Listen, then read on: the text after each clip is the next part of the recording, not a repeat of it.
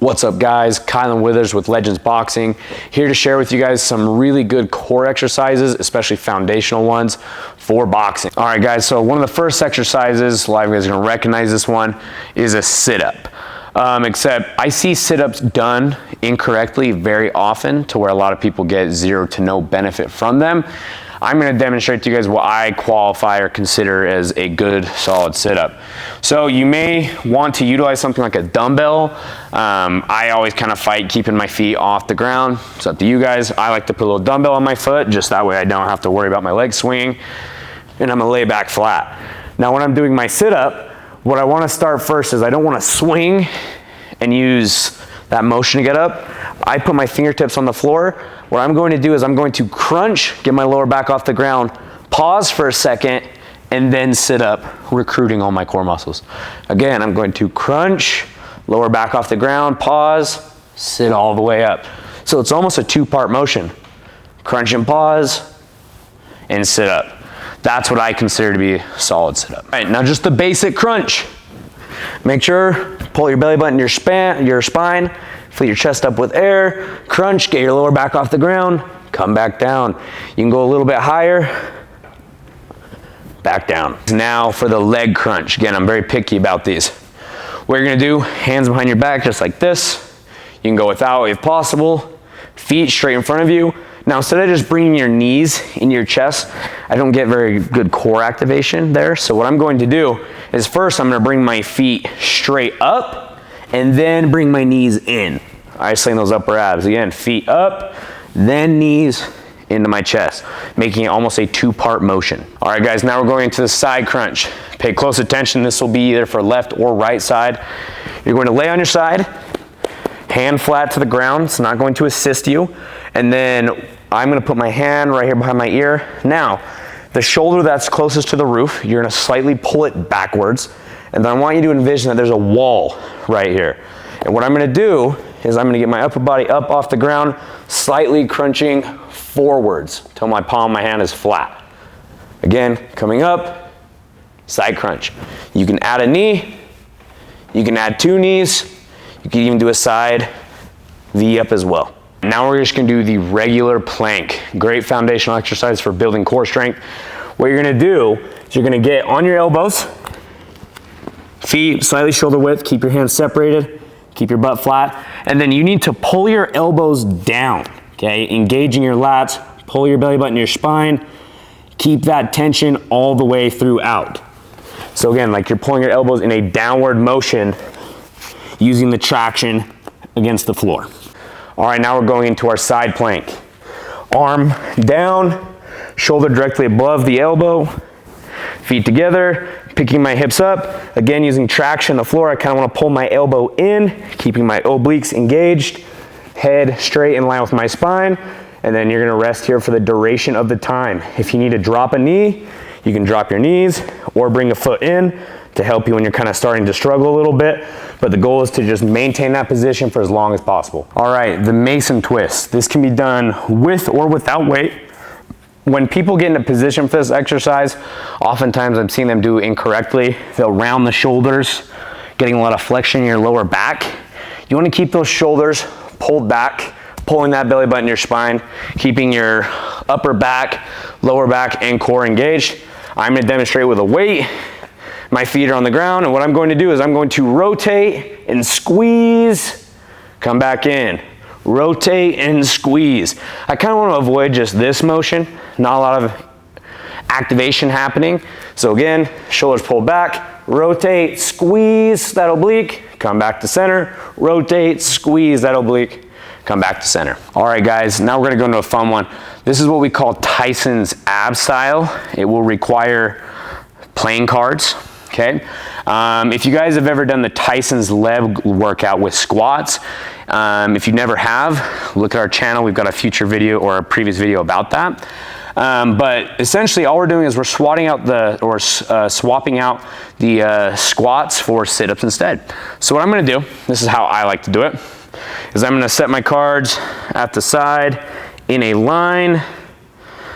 Again, all these are my markers. So we've got two versions of this. We've got the version that is just regular Tyson's ab style, or we have Tyson's ab style on roids. I'm gonna demonstrate them both. There's just one subtle difference. So with this, what I'm going to do is I'm going to sit all the way up, crunch, sit up. I'm going to grab my card. I'm gonna come back down. Then I'm gonna crunch, sit up. I'm gonna set it down. Crunch, sit up. I'm gonna pick it up again. Crunch, sit up, pick up my second card. Crunch, sit up, set down my second card. Crunch, sit up, set down my first card. So you can see I'm adding a card each time. I pick up a card, I do a sit up, I set it down. I do a sit up, I pick it up. I do a sit up, I pick up the second card. I do a sit up, I set down the card. Do a sit up, set down the card. And I'm going through the allotted amount of cards. So if I have 10 cards, I'm using a sit up to pick up and set down the individual card each time, building it up. Now, on roids, you have to know the values of the cards, okay? Each card has its value. So for example, this is 6, face cards are 10, joker's 15, 2 through 4, add 10 to that number, that'll be 12, 13, or 14, and 5 through 10 are all 10, or just that card's value, okay? So now, starting at the beginning, I'm going to sit up, grab my card, sit up, set it down with the value facing up. In this case, I got a 6. So now, I'm going to do 6 crunches. 1, 2, 3, 4, 5, 6. Then I'm gonna come up, grab the card. I'm gonna sit up, grab the second card. Sit up, set down my first card. Sit up, set down my second card. Now I do 9 crunches, because that's what value this one is. This is a 9. Sit up, pick up 2, add 1, set down 3, do the crunches for that card's value. So it ends up being quite a bit. All right, guys, now we're going to do these standing side crunch. If you do these right, these are a great core exercise, especially for your obliques. So you can do these, I would do them one of 2 ways. You can either do the with a dumbbell in your hand to provide resistance, or you can do them with a resistance band. Preferably, I like a resistance band over a dumbbell, but kind of whatever you have access to. Just make sure, whichever side you do, for example, if I use this dumbbell, right, I'm gonna load the weight on just one side. I don't want a dumbbell in each hand because I'm essentially canceling it out. So how you're gonna do a standing side crunch, so you have your feet shoulder width apart. I'm gonna have the load in one hand, whether it be my dumbbell or my resistance band. I'll demo with the resistance band as well. And what I'm gonna do is just let this weight hang. I'm gonna take my left hand, put it behind my ear, and all I'm gonna do is standing and just crunching, squeezing at the bottom, okay? That squeeze is important. If you're just doing this, again, not a lot of time under tension. I want you guys to lean, pull that belly button in your spine, squeeze for a second, come back down. And you would do that and mirror on the other side with the weight in the other hand. If you guys use a resistance band, which I really like the resistance bands, all I would do is get my hand in the handles, put my foot through the loop, or even you want more resistance, you can just kind of step on it, widen up your feet a little bit. Then holding the resistance band, same kind of thing, coming down and squeezing. You'd be amazed at the amount of weight you can probably do. So I do recommend trying to go a little bit higher on the weight when doing these. And then you'll just mirror the opposite side. For our next one, we have a resistance band standing core rotation. These are definitely one of my favorite boxing specific core exercises. These have helped me a lot with getting more power out of my hooks, a lot of inside combinations. So these really, you're not getting a lot of a crunching motion, more of kind of anti-flexion, or the ability to resist movement is where a lot of the exercise is coming from. So what you're gonna do is you're gonna need like a pole. Right here I've got my boxing ring, and I've got a resistance band looped through it. Go with what you're comfortable with. Always start light and gauge off of that as far as your repetitions.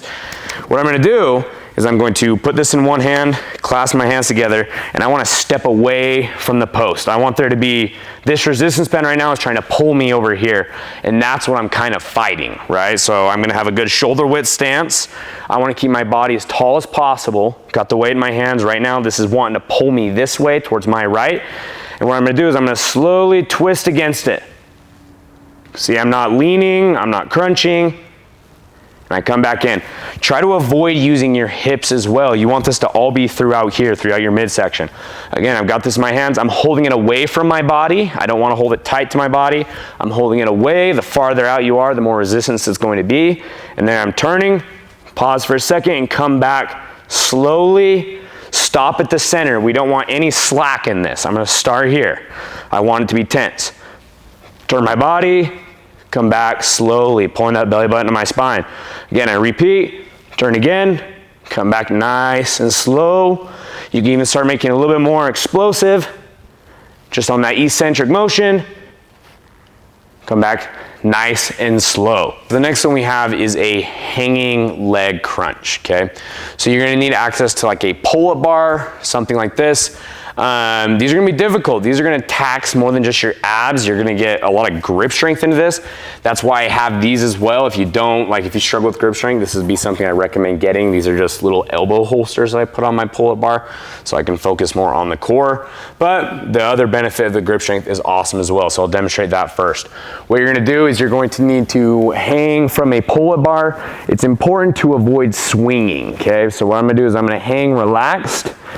Legs are straight out. I'm going to pull my knees up into my chest, curling my butt in a little bit, and then I'm going back down. Again, pulling my knees up into my chest, curling them in, back down. Nice and controlled. If you use something like this, all you're gonna do is put your arms in the holsters, grabbing the handles.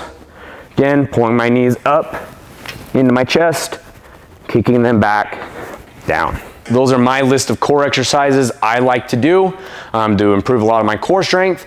Now remember this, these are only as beneficial as you apply them. So make sure you kind of figure out whatever your baseline is. And I would recommend implementing these 2 to 3 times a week, whether it be a minute style where you're doing like a minute of each, or repetitions, 3 sets of 10, 4 sets of 15. Just remember, practice quality repetitions. Don't try to rush them out. When you feel your form start to falter, it's okay to take a break and execute those perfect reps each time, those nice controlled exercises. Thank you guys for watching. If you guys have any ideas for other exercise tutorial videos you would like, feel free to drop a comment.